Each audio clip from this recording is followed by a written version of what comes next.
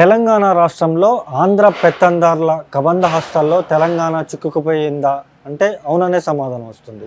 ఎక్కడికక్కడ తెలంగాణ రాష్ట్రంలో ఆంధ్రాకి సంబంధించినటువంటి వాళ్ళ విగ్రహాలు రోజు రోజుకి వెలుస్తున్న పరిస్థితి కూడా ఉంది. మొన్న బాలసుబ్రహ్మణ్యం, నిన్న ఎన్టీఆర్ విగ్రహంతో పాటు అనేక మంది విగ్రహాలు తయారు చేసేందుకు రాష్ట్ర ప్రభుత్వం సర్వం సిద్ధం చేసినట్టుగా తెలుస్తుంది. దీనికి సంబంధించి పెద్ద ఎత్తున అనేక విమర్శలు వెలువెత్తుతున్న పరిస్థితి కూడా ఉంది. మాట్లాడడం దీనికి సంబంధించి మనతో పాటు బీజేఐఎం రాష్ట్ర నాయకులు విక్రమ్ మనతో పాటు ఉన్నారు. నమస్తే అన్న, చెప్పండి. ఇప్పుడు తెలంగాణ రాష్ట్రంలో మొత్తం ఆంధ్రాకి సంబంధించినటువంటి వాళ్ళ విగ్రహాలే మొత్తం వెలుస్తున్న పరిస్థితి, ఎట్లా చూస్తారు అది? ఆ రోజు తెలంగాణ సాధన కోసం అనేక మంది విద్యార్థులు 1200 విద్యార్థుల మంది వాళ్ళ ప్రాణాలను త్యాగం చేసి, అనేక మంది నాయకులు, అనేక మంది కళాకారులు, అనేక మంది జర్నలిస్టులు, అనేక సంఘాలు, కుల సంఘాలు అందరూ ఏకమై ఆ రోజు తెలంగాణను సాధించుకున్నటువంటి పరిస్థితి. ఈ సాధించుకునే క్రమంలో అనేక మంది నాయకులు వాళ్ళ ప్రాణాలను త్యాగం చేశారు. ఒక శ్రీకాంతాచారి కావచ్చు, ఒక జయశంకర్ సార్ కావచ్చు, ఒక యాదిరెడ్డి కావచ్చు, ఒక పోలీస్ కృష్ణన్న కావచ్చు, వీళ్ళందరూ వాళ్ళ ప్రాణాలను త్యాగం చేశారు తెలంగాణ రాష్ట్ర సాధన కోసం. ఈరోజు వాళ్ళ విగ్రహాలు పెట్టకుండా వాళ్ళని అవమానించి, ఈరోజు వాళ్ళని విస్మరించి, ఈరోజు ఏదైతే ఆంధ్రప్రదేశ్ రాష్ట్ర నాయకుల విగ్రహాలు పెట్టడం, లేకపోతే వాళ్ళ కళాకారుల విగ్రహం పెట్టడం జరుగుతుందో ఇది తెలంగాణ ప్రభుత్వానికి ఏమాత్రం కూడా మంచిది కాదు. ఇదొక విషయం. ఇంకోటి ఏంటిదంటే అన్న, ఈరోజు మనం ఆంధ్రప్రదేశ్లో చూసుకున్నట్టయితే ఆంధ్రప్రదేశ్ మొత్తం తిరిగినా కూడా తెలంగాణ వాళ్ళ విగ్రహం ఒక్కడు కూడా కనపడదు. దీన్ని బట్టి తెలంగాణ రాష్ట్ర ప్రభుత్వం రేవంత్ రెడ్డి సిగ్గు తెచ్చుకోవాలి. తెలంగాణ రాష్ట్ర ప్రభుత్వాన్ని, ఆంధ్రప్రదేశ్ రాష్ట్ర ముఖ్యమంత్రిని, ఆంధ్రప్రదేశ్ రాష్ట్ర నాయకులని చూసి సిగ్గు తెచ్చుకోవాలి.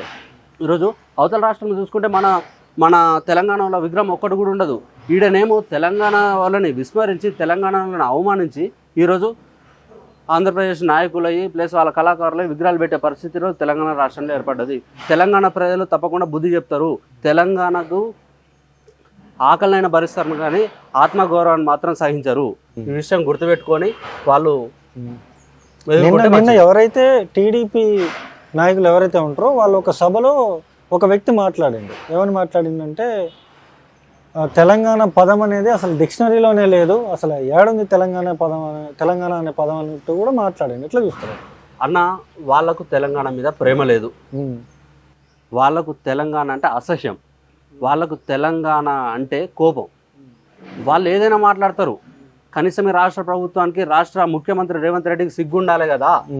ఈరోజు అదే టీడీపీ నాయకుని విగ్రహం నువ్వు పెట్టినావు కదా, అదే ఆంధ్రప్రదేశ్ రాష్ట్ర నేత విగ్రహం నువ్వు పెట్టినావు కదా, అదే టీడీపీ వాళ్ళు తెలంగాణ అనే పదం డిక్షనరీలో లేదంటే నువ్వు ఎట్లా సాగిస్తున్నావు అని చెప్పేసి మన తెలంగాణ రాష్ట్ర ప్రభుత్వం ముఖ్యమంత్రి రేవంత్ రెడ్డి గారిని అడుగుతున్నాం.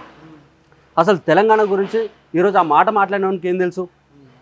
తెలంగాణ అనే పదం ఇప్పటి నుంచి కాదు, 1969 నుంచి మొదలైన కొట్లాట ఇది, ఇప్పటిది కాదు. వాడు బుట్ట ముందు నుంచి మొదలైన కొట్లాట. ఇలా వాడు తెలంగాణ గురించి మాట్లాడితే ఆ మాటకు అర్థం లేదు.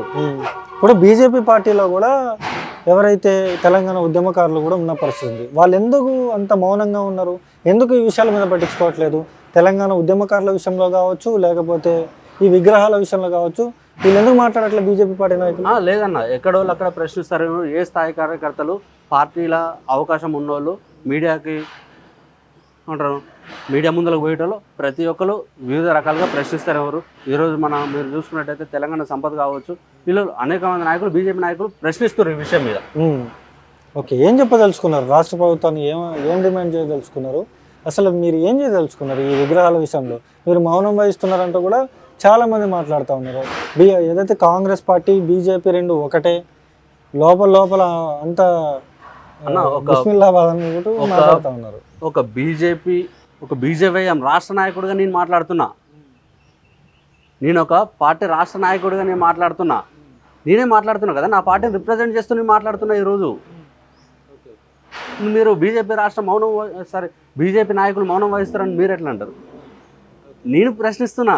ఈరోజు అవతల పెట్టడంతో పాటు నువ్వు నీకు ఇష్టం ఉంటే నువ్వు పెట్టుకున్నావేమో, కాకపోతే తెలంగాణలో ఎందుకు నువ్వు అవమానిస్తున్నావు అని చెప్పేసి నేను అడుగుతున్నా ఈరోజు. నేను ఇప్పుడు రేపు పొద్దున్న రేవంత్ రెడ్డి బీజేపీ పార్టీలోకి వస్తాడు, బీజేపీ పార్టీ నుంచి ముఖ్యమంత్రి అవుతాడంటూ కూడా మాట్లాడుతూ ఉన్నారు. ఎట్లా చూస్తారు? అన్న మా పార్టీల నాయకులు అనేక మంది ఉర్రు, చాలా మంది ఉర్రు. మా పార్టీలో సీనియర్ నాయకులు ఉర్రు, మా పార్టీలో ఉద్యమం చేసిన వాళ్ళు ఉర్రు, మా పార్టీలో అనేక మంది నాయకులు ఇంతకన్నా గొప్ప నాయకులు ఉర్రు. మాకు ఎవరితో అవసరం లేదు, ఇప్పుడు అలాంటి చర్చ లేదు. ఇప్పుడు ఈ విగ్రహాల పంచాయతీ ఇంతగానో నడుస్తుంటే తెలంగాణ ఉద్యమంలో కీలక పాత్ర పోషించినటువంటి ఈటల రాజేందర్ కావచ్చు, చాలామంది ఉన్నారు. ముఖ్యంగా ఈటల రాజేందర్ అతి ఎక్కువ పాత్ర పోషించినటువంటి వ్యక్తి. ఆయన కూడా పట్టించుకోవట్లేదు, మౌనమే అంగీకారంగా మౌనంగా ఉన్నారు. ఎట్లా చూస్తారు? అన్న మా రాష్ట్ర ఎమ్మెల్యేలు ఎంపీలు, మా బీజేపీ పార్టీ ఎమ్మెల్యేలు ఎంపీలు ఈరోజు ఒడ్లు కొనక రైతులు నానా గోసపడుతురు. రాష్ట్రంలో ఆ ఒడ్లు వానకి తడిసిపోయి, ఆ వానకు వరదలు వచ్చి ఆ ఒడ్లన్నీ కొట్టుకపోయి ఈరోజు ఆ రైతుకు ఆ గిట్టుబాటు రాక ఈరోజు అనేక మంది ఏడుస్తారు. రైతులు ఆత్మహత్య చేసుకునే పరిస్థితి తెలంగాణ రాష్ట్రంలో ఉంది.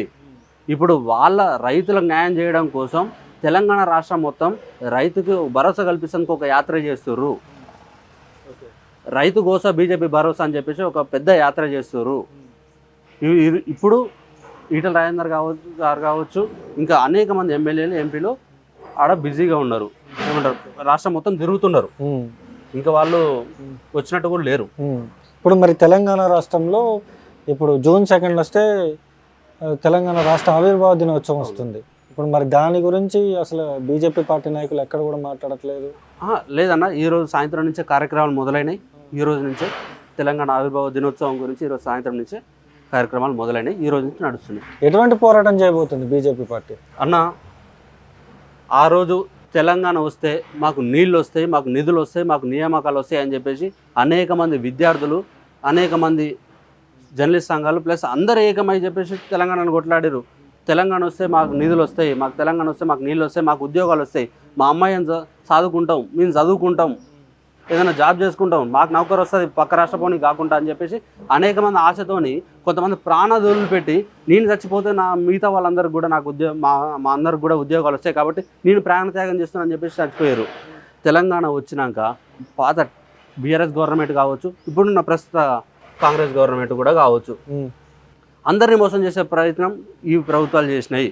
ఈరోజు రేవంత్ రెడ్డి గారు ఏదైతే ఎలక్షన్ల కంటే ముందు మేము మీకు ఉద్యోగాలు ఇస్తాం, 2 లక్షల ఉద్యోగాలు ఇస్తాం, మేము మీకు స్కూటీలు కొనిస్తాం, మేము మీకు నెలకు నిరుద్యోగ వృత్తి ఇస్తాం, అది ఇస్తాం, ఇది ఇస్తాం అని చెప్పేసి నానా రకాల గ్యారంటీలు ఇచ్చేసి వాళ్ళ అగ్రనాయకుడు రాహుల్ గాంధీతో కలిసి అశోక్ నగర్లకు వచ్చి విద్యార్థుల కాళ్ళు మొక్కి మరి ఓట్లు వేయించుకోరు. మోసం చేసి ఓట్లు వేయించుకోరు. అదే ఓట్లు వేయించుకున్నాక తెలంగాణలో కాంగ్రెస్ గవర్నమెంట్ ఏర్పడినాక అదే విద్యార్థులని లాఠీలతో కొట్టినట్టు పరిస్థితి తెలంగాణ రాష్ట్రంలో ఏర్పడ్డది. అదే రైతులని మోసం చేస్తూ రైతులు ఇలా ఆత్మహత్య చేసుకునే పరిస్థితి ఉంది. అదే బస్ డ్రైవర్లు ఇలా ఆత్మహత్య చేసుకునే పరిస్థితి ఇలా తెలంగాణ రాష్ట్రంలో ఏర్పడ్డది. అన్ని రకాలుగా కాంగ్రెస్ ప్రభుత్వం ఈ తెలంగాణ రాష్ట్ర ప్రజలను మోసం చేసింది. వచ్చే ఎన్నికల్లో తెలంగాణ ప్రజలు కాంగ్రెస్ ప్రభుత్వానికి, కాంగ్రెస్ పార్టీకి బుద్ధి చెప్పడానికి సిద్ధంగా ఉన్నారు. ఎటువంటి కార్యాచరణ రూపుదిద్దుకోబోతుంది బీజేపీ పార్టీది? ఇప్పుడు ఆవిర్భావ దినోత్సవం ఉంది, జూన్ 2. ఇప్పుడు నిరుద్యోగులేమో పిలుపునిస్తూ ఉన్నారు. మరి బీజేపీ పార్టీ వాళ్ళ స్టాండ్ తీసుకుంటుందా? అన్న, మీరు చూసుకున్నట్టయితే లాస్ట్ టైం టీఆర్ఎస్ ప్రభుత్వాన్ని, అదే అలియాస్ బీఆర్ఎస్ ప్రభుత్వాన్ని కూల్చినటువంటి బీజేపీ పార్టీ గుర్తుపెట్టుకో. ఆ రోజు అనేక ఉద్యమాలు చేసినాం. ఫీ రియంబర్స్మెంట్ల కోసం, స్కాలర్షిప్ల కోసం ఉద్యమాలు చేసింది ఎవరు? మేము. గ్రూప్ 2, గ్రూప్ 1, గ్రూప్ 4 జాబులు రావాలని చెప్పేసి ఉద్యమాలు చేసింది ఎవరు? మేము చేసినాం. ఆ రోజు హాస్టల్లో విద్యార్థులు చచ్చిపోతుంటే, ఫుడ్ పాయిజన్ అయ్యి విద్యార్థులు చచ్చిపోతుంటే ఆ రోజు దాని గురించి కొట్లాడి వాళ్ళకు మెరుగైన ఆహారం పెట్టాలని చెప్పేసి, మెరుగైన విద్యను అందించాలని చెప్పేసి కొట్లాడింది మేము. ఆ రోజు రైతులకు అన్యాయం జరుగుతుంటే ఆ రోజు రైతులకు న్యాయం చేయాలని చెప్పేసి కొట్లాడింది మేము. ఆ రోజు అనేక రకాలుగా కొట్లాడింది మేము. దాని తర్వాత చిన్న చిన్న తప్పిదాల వల్లనో లేకపోతే ప్రజల దృష్టి మళ్ళడం వల్ల కాంగ్రెస్ ప్రభుత్వం అధికారంలోకి వచ్చిన మాట వాస్తవం. బీజేపీ పార్టీ మరో 10 సంవత్సరాలైనా అధికారంలోకి రాదు అంటూ కూడా ఎవరైతే బీఆర్ఎస్ పార్టీ నాయకులు కావచ్చు, కాంగ్రెస్ పార్టీ నాయకులు కావచ్చు, వీళ్ళందరూ మాట్లాడతారు. వీళ్ళందరికీ వెస్ట్ బెంగాల్ దిక్కు చూడమని చెప్తా నేను. వీళ్ళందరికీ వెస్ట్ బెంగాల్ దిక్కు చూడమని చెప్తా. ఏదైతే రాష్ట్రంలో పార్టీ లేదు, ఏదైతే రాష్ట్రంలో హిందువులు ఏదైతే రాష్ట్రంలో పార్టీ కార్యకర్తలు అణచివేతకు గురయ్యారో, ఏదైతే రాష్ట్రంలో కార్యకర్తల్ని నడి రోడ్డు మీద చంపారో, ఈరోజు అదే రాష్ట్రంలో అధికారంలోకి వచ్చినాం. తెలంగాణ రాష్ట్రంలో మాకు క్యాడర్ ఉంది, తెలంగాణ రాష్ట్రంలో మాకు లీడర్లు ఉర్రు. మాకు తెలంగాణ ఇదేం పెద్ద విషయం కాదు. కాబట్టి మీరు వెస్ట్ బెంగాల్ చూడమని చెప్తున్నాం మేము. ఇప్పుడు బీజేపీ పార్టీ మొత్తం మత రాజకీయాలు చేస్తుంది, మత రాజకీయాల వల్లే బీజేపీ పార్టీకి మైలేజ్ లేదంటూ కూడా మాట్లాడుతూ ఉన్నారు. హిందూ మాట్లాడితే ఇండియా పాకిస్తాన్, లేకపోతే హిందూ ముస్లిం ఈ రెండు మాటలు తప్పించి వేరే ఏ మాట మాట్లాడరు. అన్న నేను ఒక చిన్న విషయం చెప్తా. ఇదే కాంగ్రెస్ పార్టీ, ఇదే రేవంత్ రెడ్డి మొన్న జూబ్లీస్ లా ఎక్కువ దూరం పోను, మొన్న జూబ్లీస్ లా Congress is Muslim, Muslim is Congress అని చెప్పేసి పెద్ద స్టేట్మెంట్ ఇచ్చిండు. ఇప్పుడు మత రాజకీయాలు చేసింది ఎవరు? ఈ రోజు మేము భారతీయ జనతా పార్టీ హిందువులకు మద్దతుగా ఉంటాం మేము. ఇప్పుడు ఇప్పుడు ముస్లింల దగ్గర దిగా నేను ఒకటి చెప్తున్నాను, ముస్లిం మహిళల ఆత్మగౌరవం దెబ్బతింటుంటే ముస్లింల మహిళలు తలాక్ తలాక్ తలాక్ అని చెప్పేసి వాళ్ళ భర్తలు విడాకులు ఇచ్చేసి వాళ్ళని రోడ్డు మీద పడేస్తుంటే, వాళ్ళ జీవితాలు ఆగం చేస్తుంటే, త్రిబుల్ తలాక్ చట్టం తీసుకొచ్చి వాళ్ళ ఆత్మగౌరవాన్ని కాపాడిన పార్టీ బీజేపీ పార్టీ. ఈరోజు అనేక విషయాలలో వాళ్ళని ప్రోత్సహిస్తూ అనేక ఉద్యోగాలు కానీ అన్ని విషయాలలో వాళ్ళకు ముందు అవకాశం ఇస్తున్న పార్టీ బీజేపీ పార్టీ. ఈరోజు అదే ముస్లింలకు యాంటీ ఉంటే అదే ముస్లిం మహిళల ఆత్మగౌరవాన్ని మేము ఎందుకు కాపాడతాం? ఎందుకు కాంగ్రెస్ పార్టీ పట్టించుకోలేదు? ముస్లిం ఇస్ కాంగ్రెస్ ఇస్ ముస్లిం అన్నావు కదా, నువ్వు ముస్లిం మహిళలకు తలక్ తలక్ తలక్ అని చెప్పేసి వాళ్ళు భర్తలు వదిలిపెట్టి పోతుంటే కాంగ్రెస్ పార్టీ ఎందుకు పట్టించుకోలేదు? ఇది ముస్లింలు ఆలోచించుకోవాలి. ఓకే, ఫైనల్గా రాష్ట్ర ప్రభుత్వాన్ని మీరు ఏం డిమాండ్ చేయదలుచుకున్నారు ఈ విగ్రహాల విషయంలో? ఖచ్చితంగా తెలంగాణ ద్రోహుల విగ్రహాలు పెడితే మాత్రం తెలంగాణ ప్రజలు సహించరు. తెలంగాణలో ఉద్యమం చేసిన వాళ్ళు అనేక మంది, తెలంగాణలో ఉద్యమం చేసిన నాయకులు అనేక మంది. ఇంకా చాలా విగ్రహాలు కూడా పెడతారు. ఏం చేస్తుంది బీజేపీ పార్టీ?